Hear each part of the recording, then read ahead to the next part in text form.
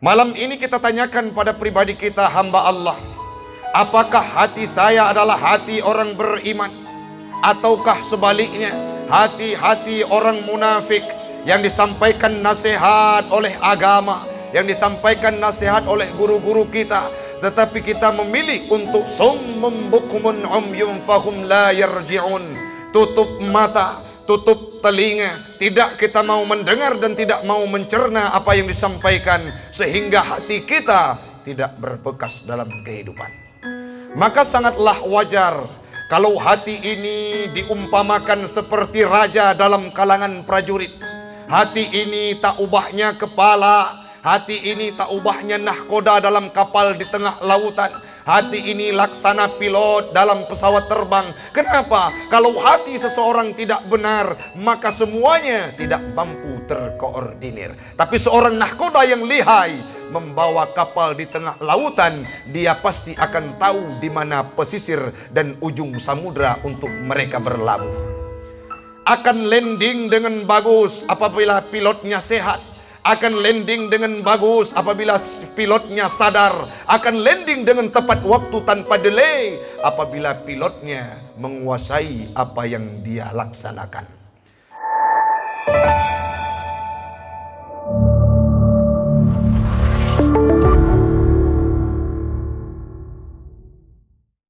Assalamualaikum warahmatullahi wabarakatuh.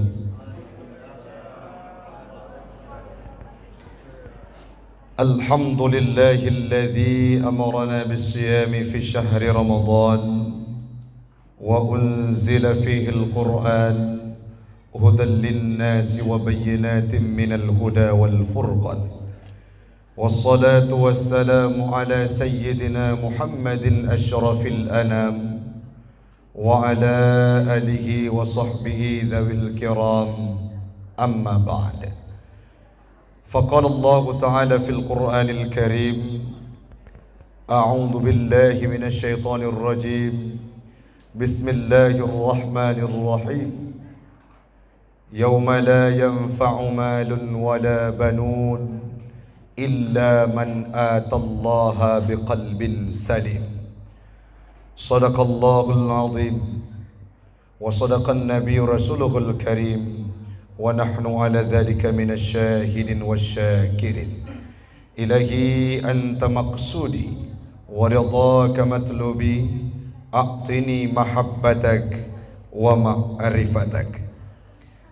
Jamaah sedang solat Isya dan Tarawih, sekeyakinan seakidah yang kami muliakan, marilah di awal perjumpaan kita pada malam yang berbahagia ini, kita memuja dan memuji Allah empunya alam semesta, Allah yang masih memberikan kita kesempatan untuk bisa hidup sampai malam ke-18 Ramadan.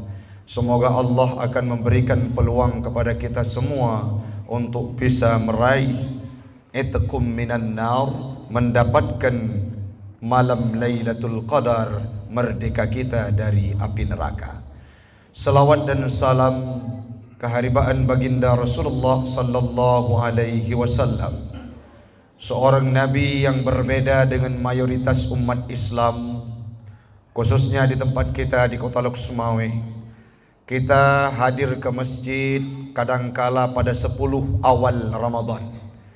Itu banyak orang-orang yang hadir ke masjid, dulunya tidak pernah singgah ke masjid. Kala Ramadan itu datang, mereka berlomba-lomba untuk hadir dan sujud solat di masjid dan di musalla, di manasah dan di dimanapun tempat yang diadakan solat tarawih. Tetapi menjelang 10 pertengahan, menjelang hari-hari akhirnya Ramadan, mereka sudah mulai meninggalkan saf-saf solat tarawih. Kenapa demikian? Karena mereka disibukkan dengan aktivitas duniawiyahnya. Mereka disibukkan dengan segala macam alasan untuk tidak lagi beribadah. Sedangkan Nabi saat menjelang akhir Ramadan itu, beliau mempersiapkan tubuhnya, mempersiapkan fisiknya untuk beriktikaf, berdiam diri di masjid bermalam di masjid, tidak tidur demi mendapatkan keberkahan malam Lailatul Qadar. Kita semua yang hadir di bawah menasah yang mulia ini, marilah kita ikuti jejak Nabi Muhammad untuk mengkuatkan diri dalam menghidupkan akhir-akhir bulan Ramadan ini, hamba Allah. Selawat dan salam kepada al dan sahabat beliau sekalian, alim ulama mutaqaddimin dan mutaakhirin yang muktabar kedua-duanya. Yang kami hormati pengurus musalla yang kita cintai menasah ini, dan seluruh jamaah sidang solat Aisyah dan tarawih sekeyakinan seakidah yang kami muliakan. Pada malam yang berbahagia ini, saya tertarik untuk membahas, mungkin saja kalau kita bahas menyangkut dengan Al-Quran, sudah dipaparkan malam kemarin tentang nuzulul Quran, kelebihan-kelebihan Al-Quran. Namun malam ini ada hal yang membuat jadi nasihat bagi pribadi saya dan umumnya kita doakan kepada jamaah sekalian. Rasul pernah berpesan dalam sebuah hadis yang kami bacakan dalam kitab Matan Arba'in. Hadis ini pula ditulis kembali oleh Imam An-Nawawi dalam kitab At-Tibyan fi Adabi Hamlatil Quran. Apa bunyi hadisnya? Inna fi jasadil mudghah, telah ada pada tubuh manusia itu segumpal mudghah, segumpal daging, kata Rasul. Idza saluha saluha jasadu kulluh. Apabila segumpal daging itu baik, maka kebaikannya itu akan mengalir ke seluruh tubuhnya.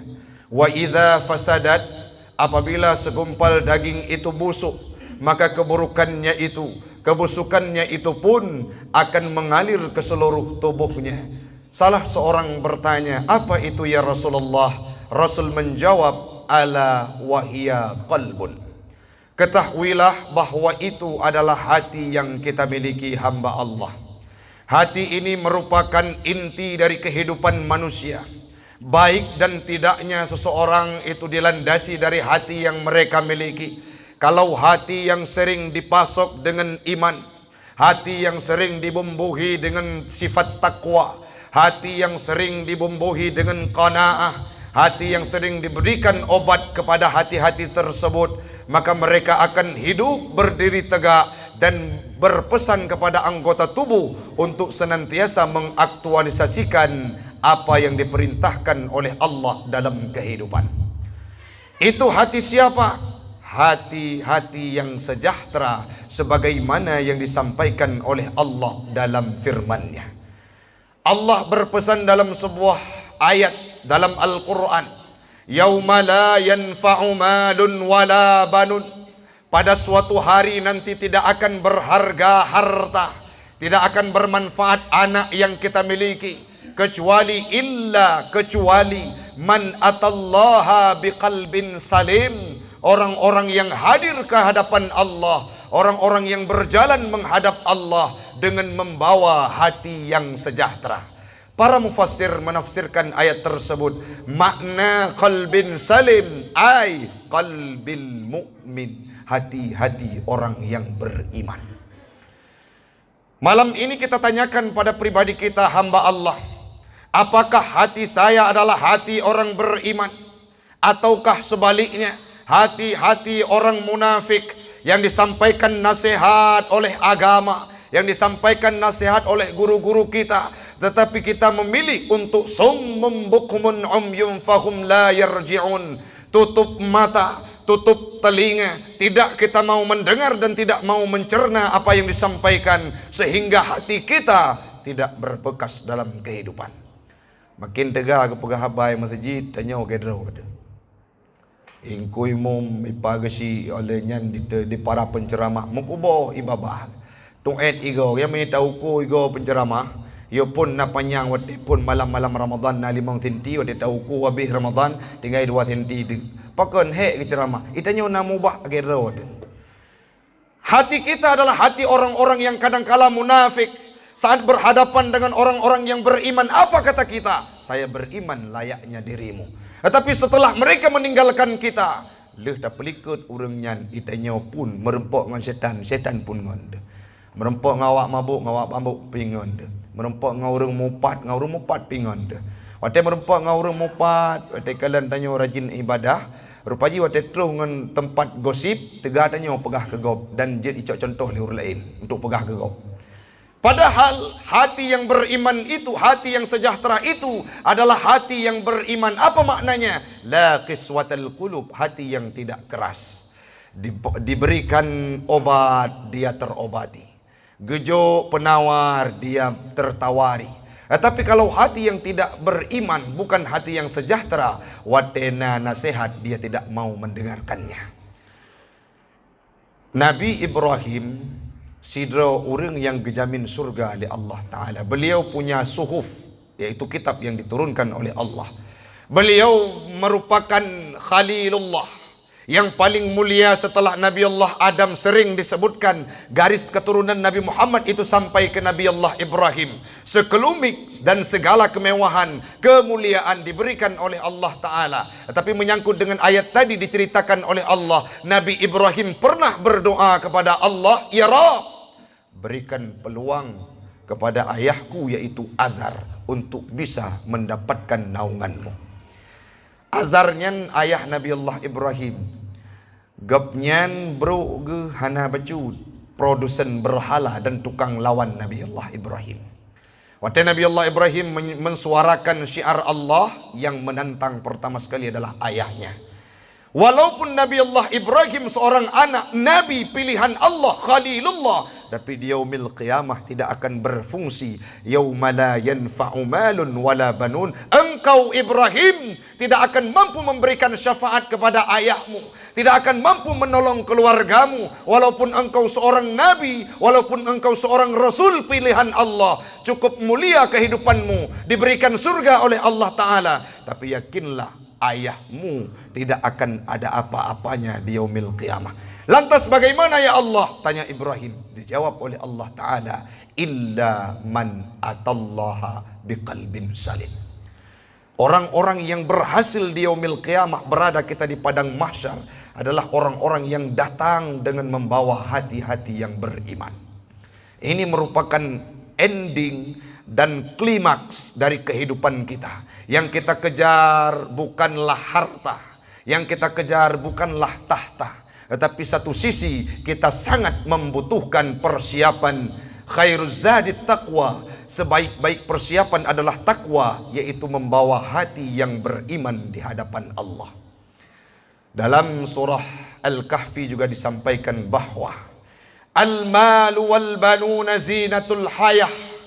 Anak itu merupakan penghias dalam kehidupan kita. Harta itu perhiasan dalam kehidupan kita. Mereka tidak akan mampu menghilangkan kemudaratan kita di yaumil qiyamah. Saat kita berada di padang mahsyar yang tinggi mentari di atas kepala kita. Ya tehule ti jengkai mata urung silun. Tetapi tidak mampu mereka memberikan syafaat kepada kita, tidak mampu menolong kita. Nafsi-nafsi, bahkan dalam beberapa ayat dalam satu firman Allah, akan lari semua, akan lari dari seseorang itu saudaranya, anaknya, keluarganya, istrinya. Di yaumil qiyamah, di padang mahsyar, kita tidak saling kenal mengenal. Siapa yang akan mampu membantu kita? Hamba Allah. Itulah hati yang kita miliki. Maka sangatlah wajar kalau hati ini diumpamakan seperti raja dalam kalangan prajurit. Hati ini tak ubahnya kepala, hati ini tak ubahnya nahkoda dalam kapal di tengah lautan. Hati ini laksana pilot dalam pesawat terbang. Kenapa? Kalau hati seseorang tidak benar, maka semuanya tidak mampu terkoordinir. Tapi seorang nahkoda yang lihai membawa kapal di tengah lautan, dia pasti akan tahu di mana pesisir dan ujung samudra untuk mereka berlabuh. Akan landing dengan bagus apabila pilotnya sehat. Akan landing dengan bagus apabila pilotnya sadar. Akan landing dengan tepat waktu tanpa delay apabila pilotnya menguasai apa yang dia laksanakan. Raja bagus kepemimpinannya, akan mampu menaklukkan wilayah, akan mampu memakmurkan umatnya apabila raja tersebut baik adanya. Tapi jangan berharap suatu negara akan bagus, suatu tempat di bawah kerajaan akan nyaman bila rajanya bukan orang yang mempraktikkan kebenaran. Bagaimana sikap terjang tangan kita? Tanyakan kepada hatimu, apa yang disugesti olehnya? Bagaimana sepak terjang kaki kita? Tanyakan kepada hatimu, bagaimana sugesti langkah untuk kita? Kalau ada sikap kita yang kurang tenang, yang kurang bagus, yang kurang damai, berarti yang perlu kita obati adalah hati kita nyoban Bandung. Maka bak malam-malam ujung Ramadan urang syi'lun, mari kita buat hati kita tenang. Bagaimana Ustaz? Dengan bermuhasabah, dengan berzikir kepada Allah, dengan membaca Al-Quran setiap harinya, dengan menyentuni anak yatim, dengan beribadah mendekatkan diri kepada Allah. Malam ini sudah malam 18 Ramadan. Berapa banyak zikir yang sudah kami ucapkan, berapa banyak sedekah yang sudah kami sumbangkan, berapa banyak Al-Quran yang sudah kami bacakan. Ataukah sudah malam 18 Ramadan kita belum memberikan obat untuk hati kita hamba Allah? Perobat, ana pernah tak baca Al-Quran. Al-Quran yang jadi penawar bagi hati urang silun.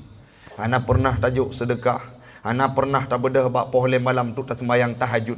Setelah kita solat tahajud 2 rakaat, 4 rakaat, kita duduk termenung dan membayangkan dosa yang pernah kita kerjakan. Sehingga sedikit demi sedikit kalau kita hiasi dengan kalimat-kalimat yang mengingatkan kita kepada Allah, yakinlah hati kita akan tunduk dan patuh terhadap syariat Islam. Maka malam ini kami mengajak semuanya, long lun wahino long parik saati dro lun. Walaupun kita penceramah kadang-kala, walaupun kita penasihat, tanyot pegah juga bandum-bandum. Tiap malam dari masjidnya masjid je. Urang semua buat nyan porsi lagi agen bak motor BI kena. Lagi agen bak motobus. Ihoy urang yang ubanda berangkat ubanda nyompat na tiket. Yang Medan kena nyompat motor, nyompat na tiket. Para penumpang ke motor berangkat terus Medan, terus ubanda. Tapi agen bono tinggal bak terminal. Mancin bayangkan 2 orang tu mesti lagi-lagi kamunya. Pegah ke drone tip malam. Nasihat menyampaikan tausiah luar biasa. Tetapi kami lupa kadang-kala untuk diri kami sendiri. Jamaah ini setelah kami sampaikan, mereka akan benar adanya sehingga true bak tujuan menjadi hati-hati yang qalbin salim. Tapi 2 orang tu kadang-kala urang drone yang tamang surga, kamu kepedu dalam neraka pagi. Maka malamnya bukan berarti orang yang memberikan pesan ini sudah bagus. Mari kita renungi etna katingkatan hati danyo. Apabila hati kita masih takut dengan kehidupan duniawiyah, artinya kita tidak peka terhadap perintah Allah, masih sungkan-sungkan untuk menjalankan perintah Allah. Itu perlu kita pertanyakan, apa obatnya ya Ustadz? Bagaimana konsep untuk menjadikan hati itu hati orang yang beriman? Maka malamnya tahu mantengna Ramadan kurang lebih 12 malam tu untuk tapu ubat lagi danyo. Bukankah malam-malam akhir Ramadan itu di Kota Luk Sumawi hampir seluruh tempat di masjid itu diadakan i'tikaf? Kita bisa pilih masjid mana untuk kita obati hati kita. Kita bisa pilih untuk qiyamul lail. Semoga hati kita dijadikan hati yang beriman. Kelak di yaumil qiyamah kita akan jalan petatang dan peteteng. Kenapa? Membawa hati yang beriman alias qalbin salim. Waktu tajak di ke Allah Ta'ala, danyo akan tenang. Kenapa? Hati yang kita bawa adalah hati orang-orang yang beriman. Mudah-mudahan hamba Allah, semuanya kita akan menjadi orang-orang yang mengemban hati-hati qalbin salim, yaitu hati-hati orang yang beriman. Dan insya Allah, kalau hati tersebut sudah beriman dan bertakwa kepada Allah, pastilah janji Allah, semuanya kita akan dimasukkan dalam surga. Amin. Amin ya rabbal alamin. InsyaAllah di lain kesempatan kita akan berjumpa kembali. Hanya ini yang dapat kami sampaikan. Wallahul muwafiq ila aqwamit tariq. Assalamualaikum warahmatullahi wabarakatuh.